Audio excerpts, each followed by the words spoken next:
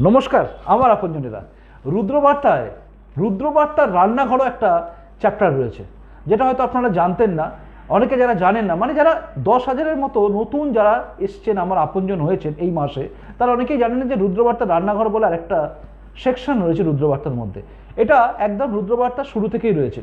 তো সেখান থেকে দাঁড়িয়ে এটা বন্ধ ছিল বিগত 1 মাস। তার মধ্যে আপনারা যারা এসছেন, নতুন হয়েছেন আমার আপনজন, তাদের কাছে অনুরোধ, এটা কিন্তু হয় এবং দেখবেন আপনারা। এতদিন বন্ধ ছিল তার কারণ অনেকে প্রশ্ন করেছেন, অনেকে ফোন করেছিলেন, অনেকে জানতে চেয়েছেন, অনেকে বিভিন্ন আমাদের রুদ্রবার্তার বিভিন্ন খবরের মধ্যে আপনারা জানতে চেয়েছেন যে রান্নাঘর কেমন আছে, রান্নাঘর হচ্ছে না কেন, মনীষাদি কেমন আছে।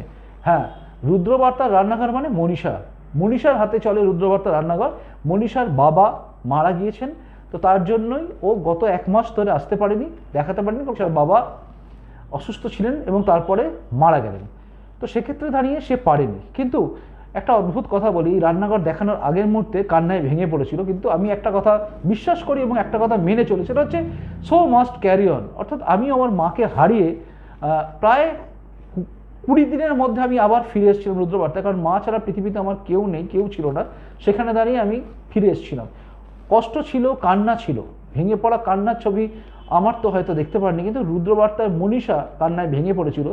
আমার শ্যুট করা হয়ে গেছিল, আমি আপনাদের দেখালাম যে একটা মানে করতে গেলে এবারে কতটা বেদনা থাকে, মানে আমাদেরও আড়ালে থাকে। তো অনেকে আমাকে একজন লিখেছেন দেখলাম যে জোকার, ইয়েস আমরা জোকার, আমরা নিজেদের মধ্যে থাকা দুঃখটাকে চেপে রাখি, আপনাদের কাছে হেসে আসি। বুকে কষ্ট থাকে, হয়তো কাশির ধমকে বন্ধ হয়ে যায় দম, সেটা আলাদা হয়ে যায়, কাট হয়ে যায়, কিন্তু আড়ালে থাকে অনেক কিছু, অনেক অশ্রু থাকে, খবর বলতে বলতে চোখে জল চলে আসা, এগুলোকে কাটতে হয় আমাদের, কারণ আমরা বেদনায় হারিয়ে যাই। সেই জোকাররূপী আমাদের একটা রূপ থাকে আড়ালে। তো সেই রূপটা দেখে নিন, তারপরে দেখুন রুদ্রবার্তা কীভাবে মনীষা ভেঙে পড়েছিল কান্নাতে, তারপরেও কিন্তু চালিয়েছে।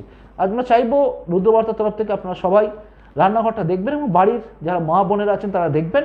আর রুদ্রবার্তা মানে আনকাট কিছু সত্যি কথা থাকে এবং কড়া কথা থাকে, তার মধ্যে রান্নাঘর থাকে এবং তার সঙ্গে থাকে আমার লেখা কিছু কবিতা নিয়ে একটু অন্যরকম। দেখতে থাকবেন। দেখুন এখন মনীষার এই রুদ্রবার্তা শুরুর আগের অবস্থা এবং তারপরে দেখুন রুদ্রবার্তার রান্নাঘর।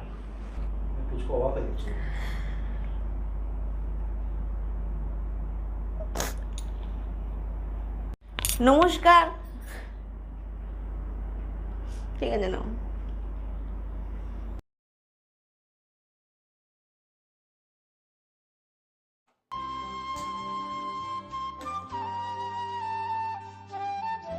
রুদ্রবার্তার রান্নাঘরে আপনাদের স্বাগত জানাই।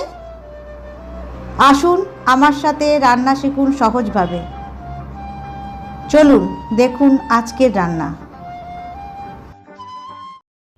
নমস্কার, রুদ্রবার্তা রান্নাঘরে আপনাদের স্বাগত জানাই। আমি মনীষা। রুদ্রবার্তা মানেই সোজা কথা সোজাভাবে, এখানে রান্নাও দেখানো হয়, সব কিছু সোজাভাবে। আজকের রেসিপি কাঁচকলার পকোড়া। এই কাঁচকলার পকোড়া বানাতে কি কি উপকরণ লাগছে আর কিভাবে বানাচ্ছি চলুন দেখা যাক। কাঁচকলার পকোড়া বানাতে এখানে আমি 4টে কাঁচকলাকে সিদ্ধ করে নিয়েছি, সিদ্ধ করে খোসাটা ছাড়িয়ে নিয়েছি। হাফ বাটির মতো নিয়েছি আমি চালের গুঁড়ি, হাফ বাটি নিয়েছি বেসন, 1 বাটি নিয়েছি আমি মুসুর ডাল বাটা। এটা আমি আধ ঘন্টা ভিজিয়ে মিক্সার মেশিনে পেস্ট করে নিয়েছি।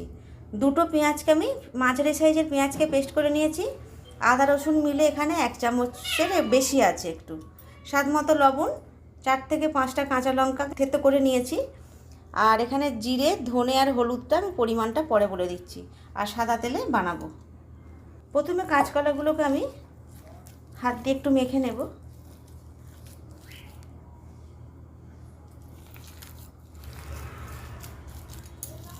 কাঁচকলাটা মেখে নিয়েছি। এখানে আমি 1 বাটি মুসুর ডাল বাটা নিয়েছি, দেখি কতটা লাগে, সবটাই লেগে যাবে।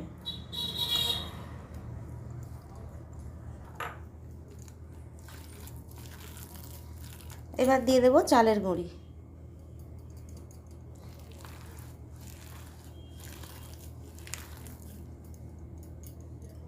চালের গুঁড়িটা দিলে বেশ মচমচে হবে, তাই দিলাম। দিয়ে দেবো পেঁয়াজ বাটা,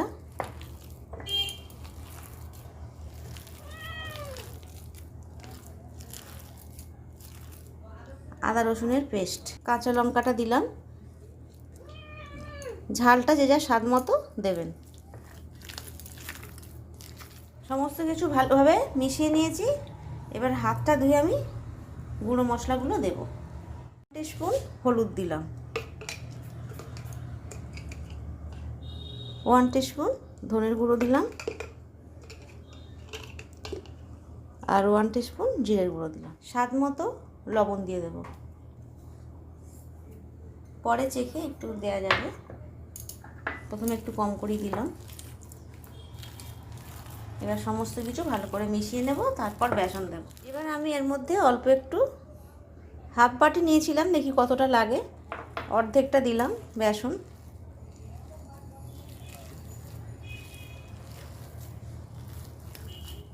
বেসন আমি বেশি দিলাম না, হাফ বাটি নিয়েছিলাম তারও অর্ধেক দিলাম। আর এই সময় একটু নুনটা চেক করে নেবেন, আর ঝালটা, এটা কিন্তু ঝালঝালই ভালো লাগবে। আর লঙ্কাগুলো খুব ঝাল ছিল বলে আমি 4 থেকে 5টা দিয়েছি।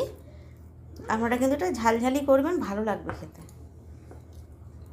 আর যে যার পরিমাণ মতো আদা রসুনের পেস্টটা বাড়িয়ে কমিয়ে নেবেন, এটা দারুণ সুন্দর কিন্তু খেতে হয়। এবার এটা আমি ভাজবো। তেল গরম হয়ে গেছে,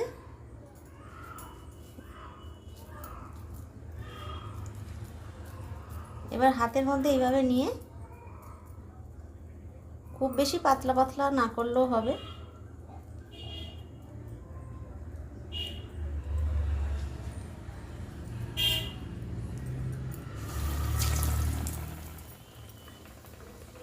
এইভাবে পকোড়াগুলো বানিয়ে নেব। আপনারা যেরকম ইচ্ছা শেপ দিতে পারেন।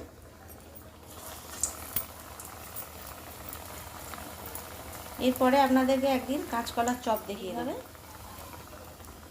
আমি পকোড়াগুলো বানিয়ে তেলে ছেড়ে দিচ্ছি, একই প্রসেস। এবার আমি 1 পিঠ উল্টে দিচ্ছি।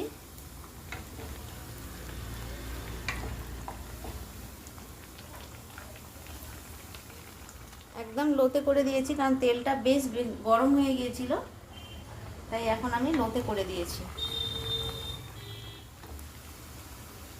পকোড়াগুলো ভাজা হয়ে গেছে, বেশ লাল লাল করে, একটু সময় ধরেই ভাজতে হবে।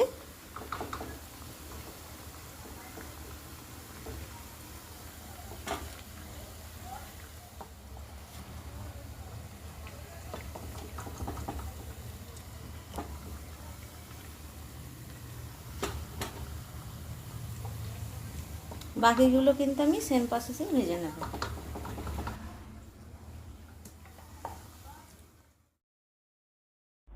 তৈরি হয়ে গেল অতি সুস্বাদু কাঁচকলার পকোড়া।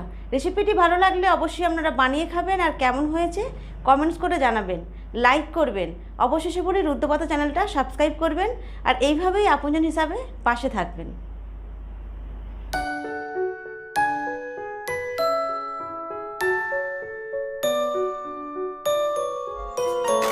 আজকের মতো রান্নাঘর শেষ হলো। প্রতি মঙ্গল, বৃহস্পতি, শনি দেখুন রুদ্রবার্তার রান্নাঘর।